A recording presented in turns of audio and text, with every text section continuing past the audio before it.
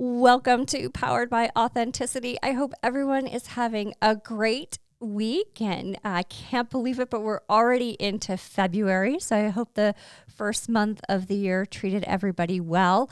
And I know it has here at the podcast because I am so excited for tonight's conversation. I am joined by Victoria Vojnovich. Hi, Victoria. Hi, Emily. How are you? Good. How are you? I'm well, thank you. Thank you for being here. I'm very excited to be here and do this. Awesome. Well, I would love for you to do an introduction and kind of tell everybody a little bit about yourself.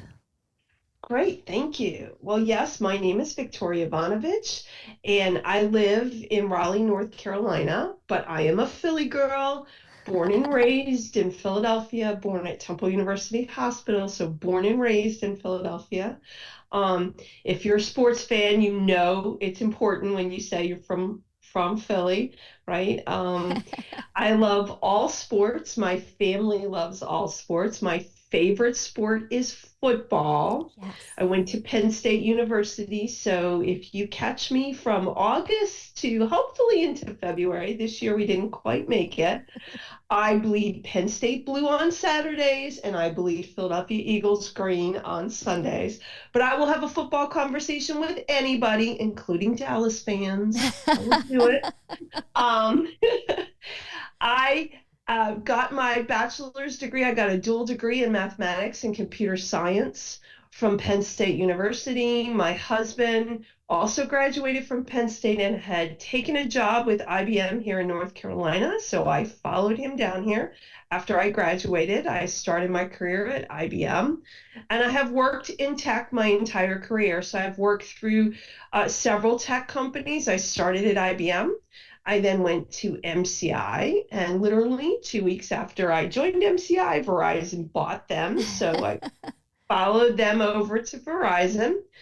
And then I worked at Red Hat and at Cisco, and now I work for an Indian headquartered global systems integrator called HCLTech, where I currently lead the global cloud services transformation office. So we are transforming at how we market and sell and deliver cloud services for kind of a cloud 3.0 or cloud modernization world. Awesome. So that's where I am now. Oh my God. What a career. You've hit all of those heavy hitters in tech. That's I did amazing. hit some big hitters, yes. And each company has been wonderful, and each company has taught me things that I will take away that are unique to that company, which is also really cool. Yeah, absolutely. You must have quite the toolbox for all of the different techs that you've encountered. So that's just amazing. Well, thank you. So two things. One, I too can talk football. I'm still saying go Bills, but they didn't quite make it either. Yeah, well, we'll have to get ourselves revved up for next year. That's right. That's amazing. And just, so your background is just so interesting to me. So thank you so much for being here. I'm excited to talk about that experience, especially being a fellow techie, and what it's like to be a woman in a STEM career field. So thank you again for being here. Well, thank you for having me. I'm really anytime that I can talk women in tech with anybody, that's a big thing for me. And to be able to do it on this podcast is a real honor. Well, I'm just so happy. So we like to do an icebreaker here, Victoria. Okay. And so, hi, producer Ken. You ready for the icebreaker tonight? Hello, hello. Sure. All right. Hey, producer Ken. Hello. So, Victoria, what's on your reading or maybe an audiobook list right now? So it's interesting because the one thing that I didn't share is I'm also currently pursuing a PhD in adult and lifelong learning at North Carolina State University, focused on transforming the future of work for women over 50. So most of my reading that's on my audiobooks and paper books and ebooks and everything else is tied to school. But there is one book that I'm also reading because it really ties into my career, and it ties into kind of this thinking about the future of work. And it's called Next. It's by a journalist. Her name is Joanne Lipman, and it's really the power of reinvention in life and work. And I think one of the things that we've learned, and if we hadn't learned it prior to COVID, I think everybody learned it in COVID, that reinvention, whether it's how you run your house or how you do your job, is a necessary part of just an ongoing transformation and modernization about how we do the things we do. Yeah. I mean, I can't wait to talk to you more, but I think we could have a whole separate episode about reinventing the way women work after 50. Yeah, it'd be great. It'd be great. What about you, producer Ken? Well, I kind of have been all over the place lately. I've got about 3 different books I'm halfway through on Audible right now. I've got Meat Eaters, American History, The Long Hunters, talking about, westward exploration and the hunting trips that came out of that. Also, Making It So, an autobiography by Patrick Stewart. Oh, nice. So a little all over the place. That will be on my list. When I get my degree, I probably have a stack. I'm sitting here looking at it in my office. I have a stack of books that I keep saying, when I finish my PhD, this is next on my list. And I think it's now up to 1, 2, 3, 4, 5. Oh, it's up to about 8 books. Oh my gosh. And I need to stop doing that and just finish my degree first. Then I can get to that list. But that's one that would go on my list for sure. Oh, amazing. I'm working my way through David Goggins' Can't Hurt Me. His story is, it's a tough book to listen to. His backstory is really interesting, but being a runner myself, I thought it was an interesting read, and thanks to producer Ken for helping me get that audiobook. And then when you're done with that, awesome. When you're done with that, you got to go right into Never Finished. There we go. So, Victoria, you have such an impressive background in tech. How did you get started in technology? So it's an interesting conversation. It's an interesting question because I was in a position, I did start work when I was 4, but I started work a ways back, and there wasn't a lot of women in tech. But I also knew that I was going to finance my college education, my bachelor's degree. I was going to finance it myself. And I was a pretty good student in just about every class. So I did go to my guidance counselor and I said to them, look, I'm going to have to pay for this myself. What major should I take that would guarantee me a job on the way out? Mm-hmm. Literally, that was the conversation. And she said, you need to do something with computers. So I'm like, okay, that's what wins. And I started then my career at IBM as a software developer. And I have to be very transparent in saying software development wasn't it for me. It's something I was good at, but not something that I had a lot of passion for. Although the work that I did as a software developer at the time was fairly groundbreaking. And we were actually at the theater the other day. Somebody mentioned a networking product that I worked on all these years ago. And, my husband said, oh, by the way, she wrote the microcode for that, which I did. But it was a little bit of a fun thing there. So I started as a software developer, but one of the things that I learned, and especially being in a large company like IBM, is that you could be in tech and do a lot of things. So my goal was to, within 5 years, not actually be writing code, but still be very close to technology. And that is pretty much how I have shaped my career. I've had great opportunities. I've had opportunities to travel the world and demo tech at trade shows, which is amazing. I've had, one of my most interesting career experiences is that I got to go to CERN in Switzerland, to the super collider, and we had a product that I was the product manager for, and we installed it as a demo for the physicists the nuclear physicists at CERN. And while we were there for the 6 weeks that we were there, we got to walk around the collider. Oh, wow. And so if you're a fan of the Big Bang Theory and you know Yeah. that Sheldon's goal in life was to get to CERN and walk around the collider. Got to do it before he did. So that and then I one of the things that I realized is that my real passion was having more women in tech. And so I shifted my career a little bit, again, staying in technology firms, but really looking at how do we get more women in tech, promote more women in tech, and really have the right people in the right jobs at the right time for retention. So that's where a lot of my work has been. That's where it kind of shifted when I went over from MCI over to Verizon. And my work at Cisco was building a mobile, adaptable, flexible workforce for customer experience at Cisco. And now I work in cloud transformation. So again, one of the benefits of having that original background of writing code is I can speak the language. Yeah. I understand technology, but you don't have to be a programmer to be in tech. And I think that's really important for women to understand. There's a lot about tech that if you're passionate and curious and want to learn, there are huge opportunities. Yeah. It's funny that you have that background. I went to my college education was to be a developer.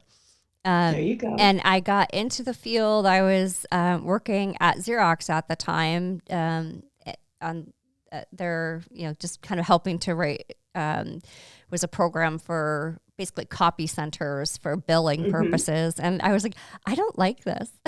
Like, I'm glad I know that, but I liked the people aspect. So I like you, took that foundation so I can still speak and know the tech pieces, but I morphed that into more of the people aspect from a project management and leadership perspective. So I love hearing your story as well.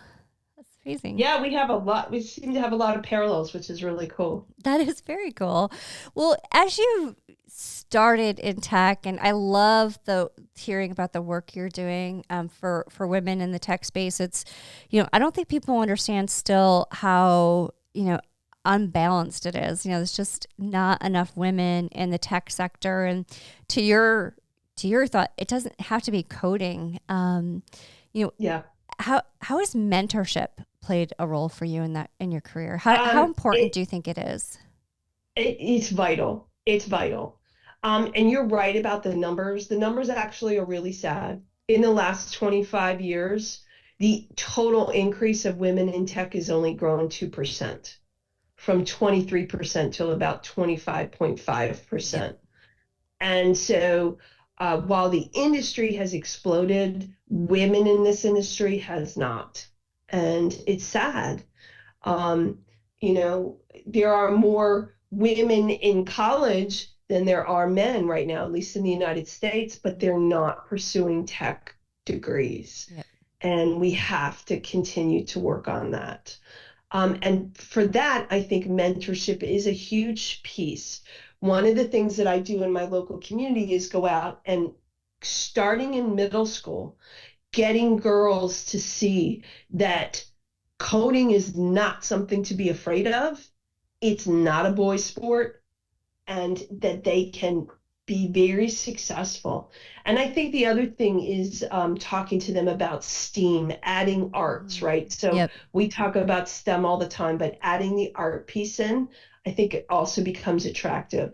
But I think there's been some research that says if you can't reach a girl by the time they're 13 to get them interested in STEM or STEAM, you really lose a lot of energy around getting them to make that decision in high school.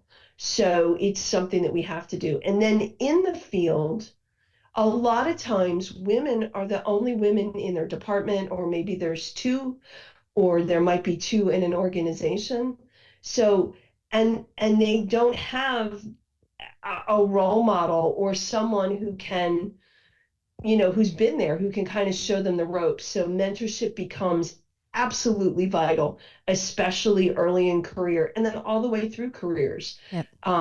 My mentors, as I move across 5 companies, my mentors continue to give me mentoring long after we stopped working together. Yep.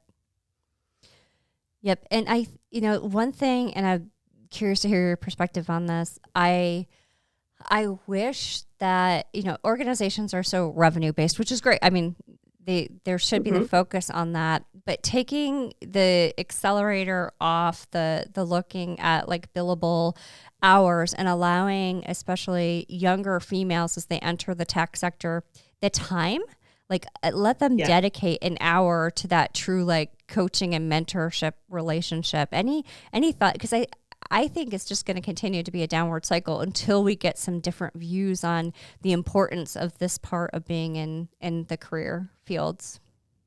I agree with you. That's one of the reasons that my degree, I chose, lifelong learning as part of my PhD, because if we do not continue to invest, you're right, it's going to continue to be a downward spiral. And my company just actually started creating mentoring circles, right? And everybody thinks, oh, it's too expensive and you have to have a one-on-one mentoring relationship. While one-on-one mentoring relationships have indeed made a difference in my life, you could do it as a mentoring circle. You could have 10 women in a group, and you can encourage them to mentor each other and then also from a leadership perspective, because I think that you mentor up and mentor down. Yeah, right. I agree. And make sure that those innovative ideas by someone who may not have the business maturity, but has maturity elsewhere, that is given voice. So I think you're right. It has to be intentional, and it has to be safe. Right. So they have to be told there is no hit on you from billable hours or any other, usability or anything. Right. That time is dedicated to you, and it has to be a clear directive. Yep.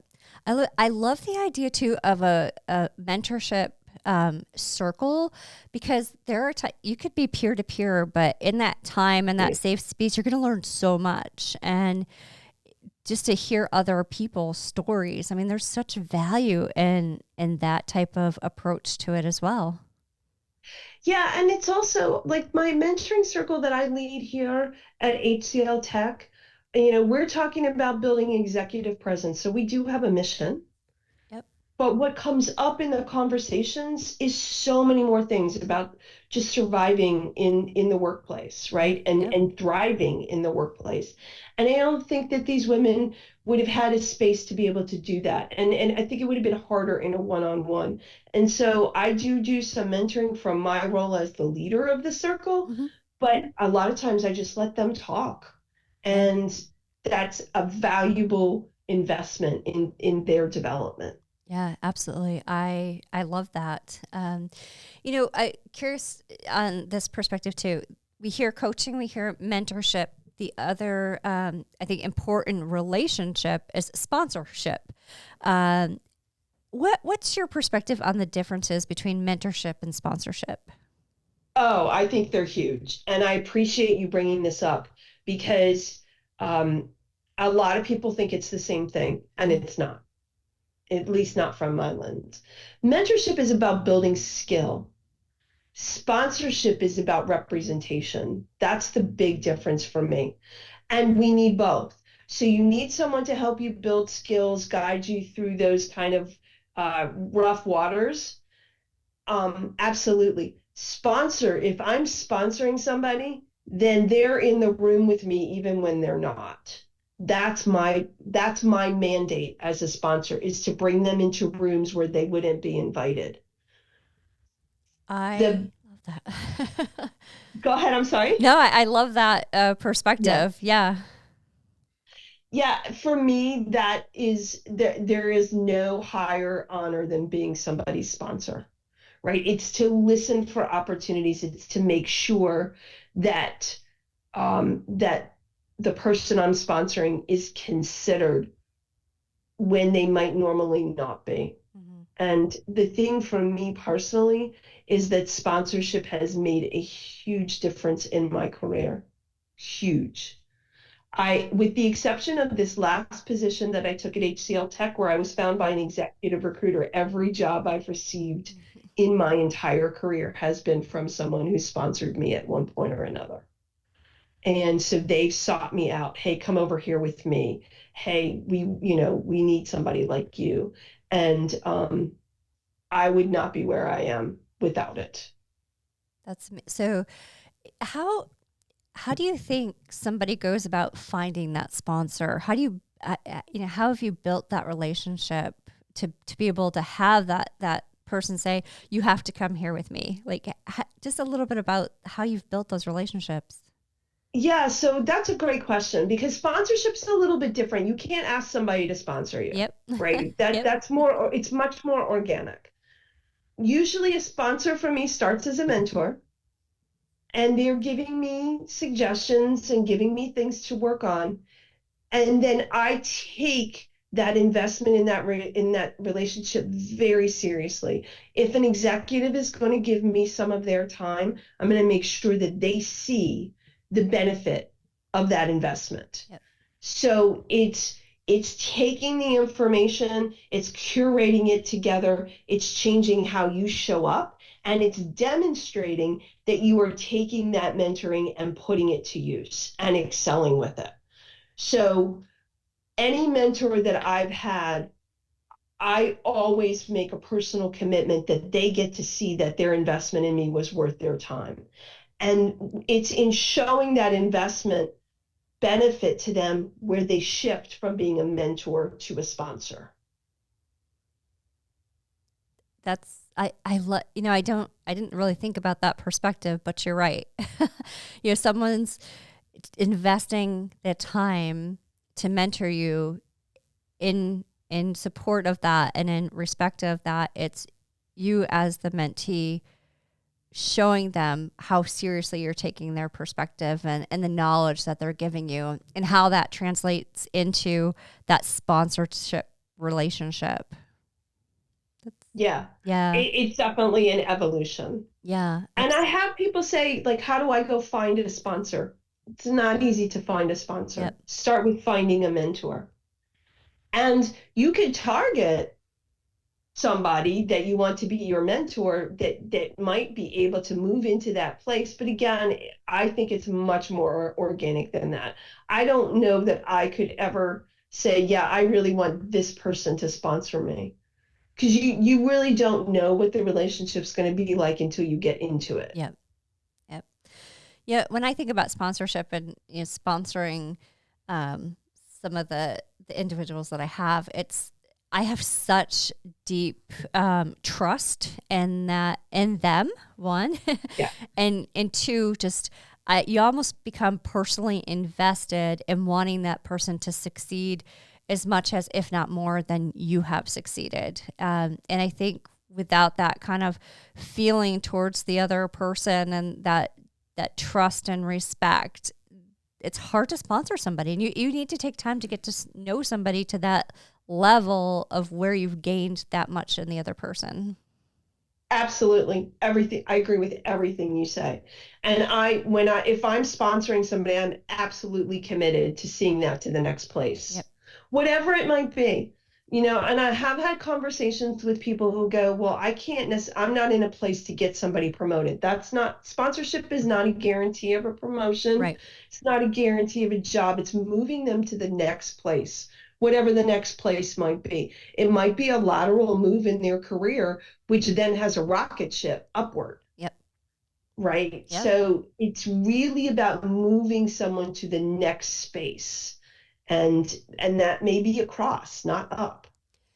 I agree with that. So one thing that I always think about are those opportunities to give somebody a reach opportunity. And a lot of times being able to get that reach opportunity is through a sponsor, somebody, entrusting that you want this so badly that you're going to deliver whatever that may be. And, To your point, it may not mean a raise or a promotion, but it might just mean that opportunity that they needed to prove themselves. And people don't get that without a sponsor in their corner a lot of times. Absolutely. And I'm a firm believer in stretch assignments, Yes. right? If you can say to somebody, I'm not asking you to bring me over to your team, I'm not asking for anything other than, 5 hours, 6 hours, 8 hours a week that I will do on top of my day job Yep. to show you what I have.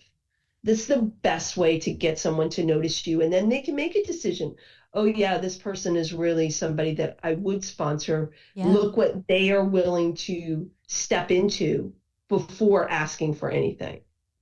Yep. I wholeheartedly agree. Another question for you, just thinking about it. Have your sponsors all been females, or have you had some male allies out there? So I have had some male allies. My very first sponsor was a man at IBM, and he came up to me while I was in this project. He says, I get a sense about you that you don't particularly like software development. And I got very anxious. I thought, oh my gosh, he's going to tell me I'm doing a terrible job. And he was my manager at the time. And I said, I don't think it's my long-term plan. I said, but whatever job I have, I will always do the best I can in it, because that's something that's ingrained in me. Yep. I have a belief that when you brush your teeth in the morning and you look in the mirror, you have to be able to face that face that's facing back at you. And that was a lot of face, but I think you understand what I meant. We got you. But you have to be able to see your reflection in the mirror and be okay with what you see. For me, if I didn't give my very best at the job, I wouldn't be able to be okay with my reflection. Yep. So I first, like I said, I was very anxious, and I thought, so I recommitted to him, and I will always do the best job. I said, I just don't think this is my long-term future. And he said, no, that's exactly what I mean. He said, your work is stellar. Everybody loves having you on the team. He says, I just think there's other things for you. Mm-hmm. And he actually then enrolled me in a pre-executive development program. I was very young in my career, and all it really was having an executive mentor for 6 months. So I worked with the senior vice president for 6 months, once a month, and really, it was my opportunity to just be a complete sponge. One day I followed him for a day in the life and got to see what I was doing. And so my first ally was a man, and then he had me, follow this senior VP, and I ended up having 2 men before I had any women in my career who were sponsors. Since then, I would say a majority of my sponsors and a majority of my mentors have been women. Mm-hmm. Yep. And you bring up a good point about having those male allies, and it's, now having a lot of female mentorship and sponsors. Do you think we have enough allies in the workforce? Do you think there needs to be more education about, what the characteristics of an ally entails, and education around that? Overall, what are your thoughts on allies in the workplace? Yeah, that's a great question. I think allyship is a whole field that needs a lot of work. Yeah, I agree. Not just with women. I think it's with people of color. I think there's allyship for people who are early in career. There's allyship for LGBTQ. Just any marginalized group needs allies. Yep. And the whole field of what allyship really means needs a lot of work. I actually am taking a class in organizational design this semester, and one of the things that we talked about last night was performative DEI. And we are kind of in a world right now of performative diversity, equity, and inclusion, where we like to check the boxes, where every June, every company changes their logo to a rainbow logo. Every June, immediately changes it back in July, right? Yep. Next month is Women's History Month and International Women's Day. You will see LinkedIn plowed over by women, Mm-hmm. right? Women doing this, women doing that, women Yep. doing that. And then April will come, right? What do you see after that? And allyship isn't a once a month, 1 month a year deal. It's an everyday deal. So I do believe we need strong allies in the workplace. And I think, it's a whole field that really needs a lot of framing. I think there's actually people who would like to be allies that just don't know what that Yeah. entails. Yep. There needs to be workplace education. Absolutely. Absolutely. Yep. Absolutely. And, it doesn't, I think about it and everyone's like education and it's expensive and it's timely, but it doesn't have to be, No. it can be targeted. This is how you support. And, even around the right way to phrase, certain things, there just needs to be education and have the discussion. And I think sometimes we forget about all of the informal learning opportunities that happen in any Yes. given day. Right. So when we talk about education, everybody thinks it needs to be a formal program and we need to spend this much money and we need to go hire a consultant and we need to do this. And there is time for that. There is time when you need to bring in somebody that has an outside voice, outside lens to really shake things up. But there's also every day, every single day are opportunities for informal learning. Yep. And you can insert allyship as part of that. A lot of people don't see their leadership as allies. So you could just model the behavior. Yep. And I think the same thing when it comes to using the words coaching and mentoring, especially around mentoring. Yes. It doesn't have to be this dedicated time and money event. It can be 5 minutes where you help somebody through a problem that they need another perspective. And I think, to your point, the same thing is true for allyship. Yeah, absolutely. I agree. We got to work on that, Victoria. We got to get, okay. we got to get out there. I'm with you, my friend.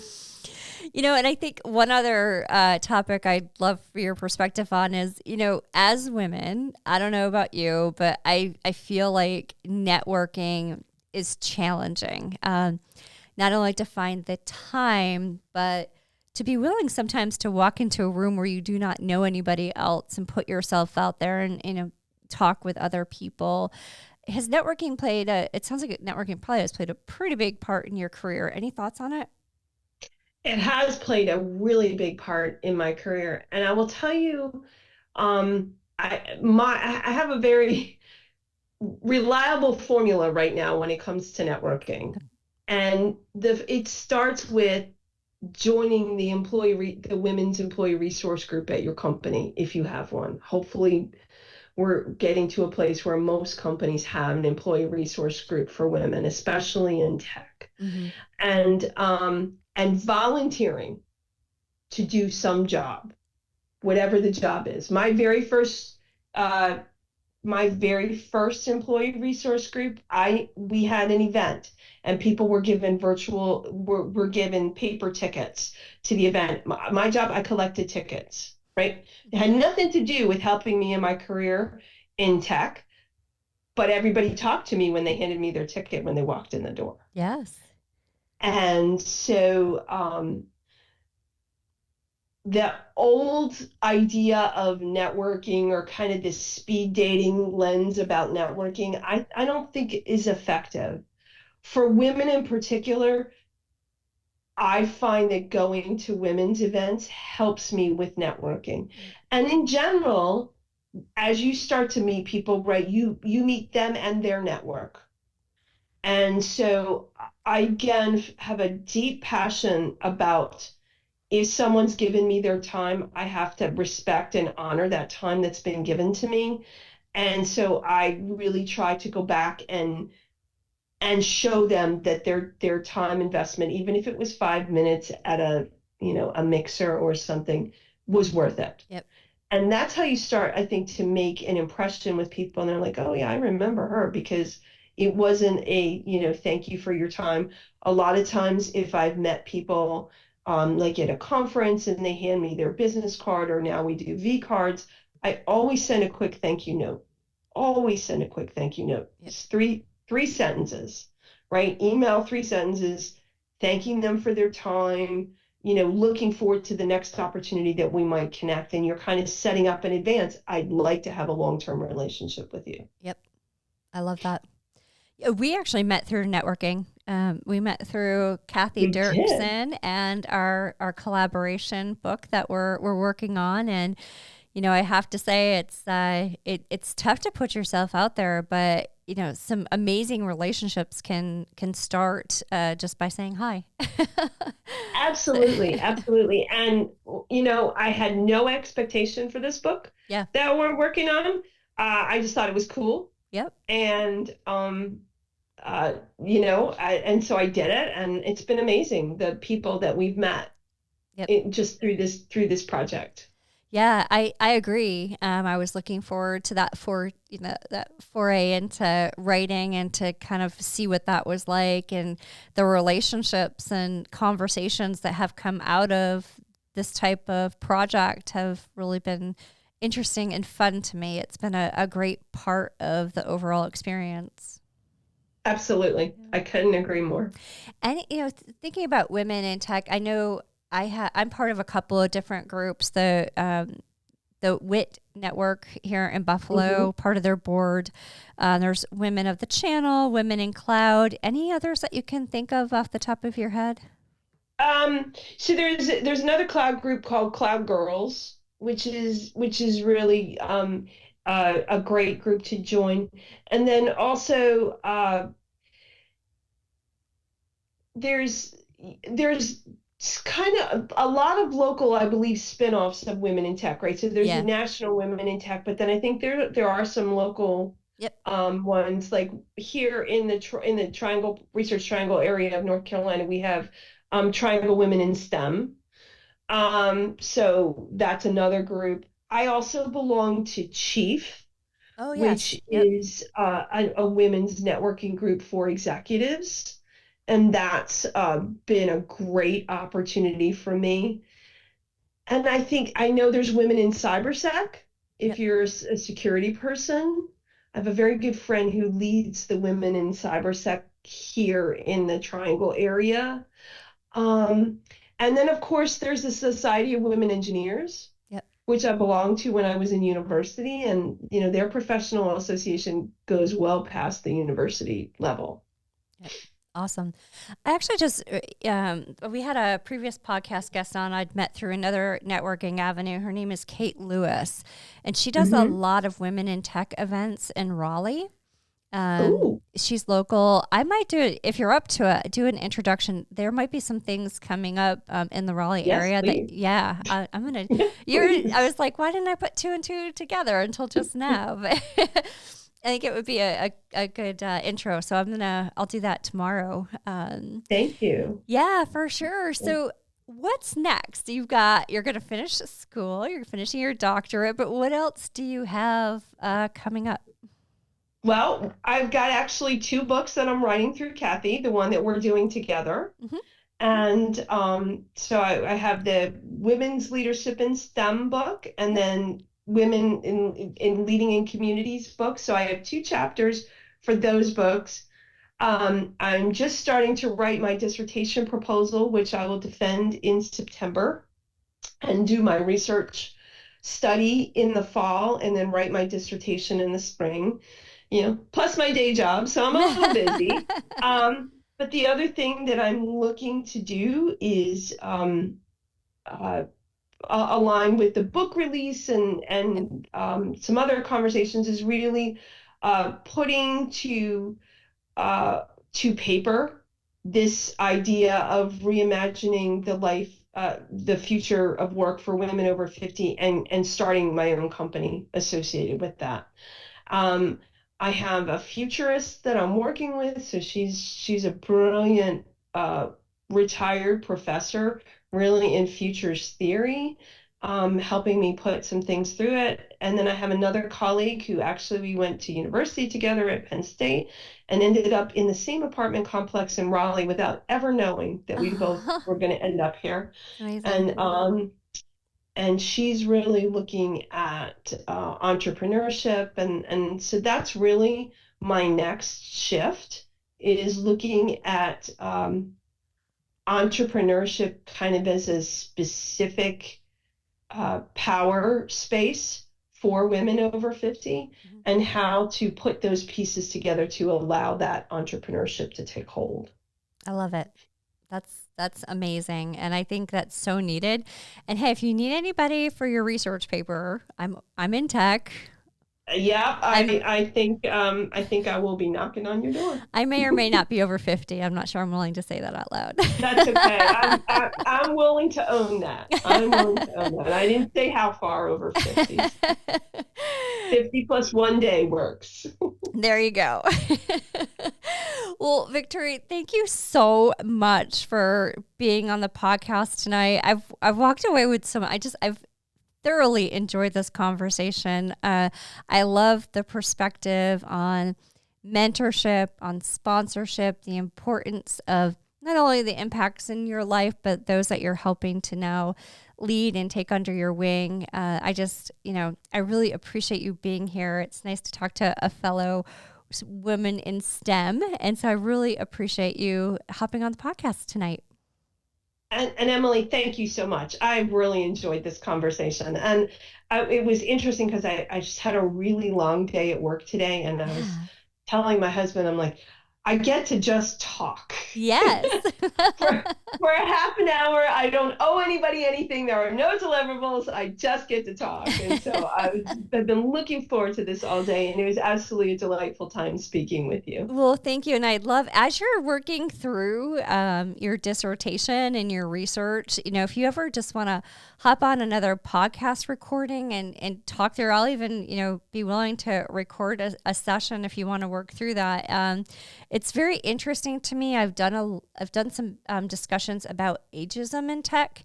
And so for me, I think this is such an important topic that you're building upon, and, where you want to kind of take your next evolution of your career, focused on the reinvention of, maybe those that are over 50. And it's such an interesting topic to me. So. Well, thank you for the invitation. Yeah. I just might take you up on it. Love it. Love it. And as always, hey, producer Ken. Hello, hello. Yeah. Thank you for being here tonight. You got it. Thank you, Ken. All right. For sure. Thank you. And once again, a thank you to GoArt here in Batavia, New York, who allows Ken and I to come in and use their podcast room. It's such a great part of our community, and we really appreciate the support and the use through a grant that they've been given to help support local individuals like myself who are out here trying to record some great content and meaningful conversation. So I really appreciate GoArt as well. And Victoria, I hope you have a great rest of your week. One more day and then it's the weekend. Absolutely. Same to you. Thank you so much. Thank you. We'll talk to you soon. Bye-bye.